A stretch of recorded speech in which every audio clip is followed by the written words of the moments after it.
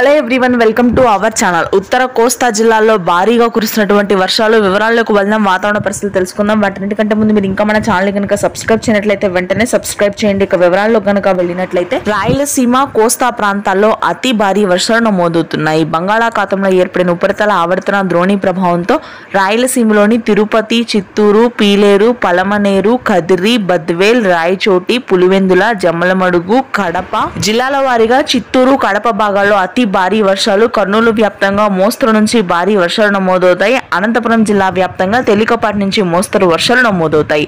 నెల్లూరు, ప్రకాశం జిల్లాలో మాత్రం రానున్నటువంటి 24 గంటల పాటు ఈదురుగాలులతో కూడి ఉరుములు మెరుపులతో కూడినటువంటి అతి భారీ వర్షాలు కురుస్తాయని ప్రజలందరూ అప్రమత్తంగా ఉండాలని వాతావరణ కేంద్రం హెచ్చరికలు జారీ చేసింది.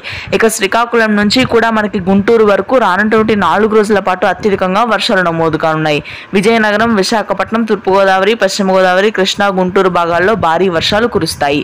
ఇక తెలంగాణ వాతావరణాన్ని గమనించినట్లయితే ఉత్తర తెలంగాణ ప్రాంతాల్లో భారీ వర్షాలు నమోదవుతాయి. హైదరాబాద్ నగర ప్రాంతం మొత్తం కూడా ఈ రోజు రాత్రికి భారీ వర్షాలు ఉంటాయి. ఖమ్మం, భద్రాద్రి కొత్తగూడెం, జగిత్యాల, మెదక్, సిరిసిల్ల, కామారెడ్డి, రంగారెడ్డి ప్రాంతాల్లో భారీ వర్షాలు కురనున్నాయి. ఇది ప్రస్తుతానికి ఉన్న వెదర్ అప్డేట్. Thank you.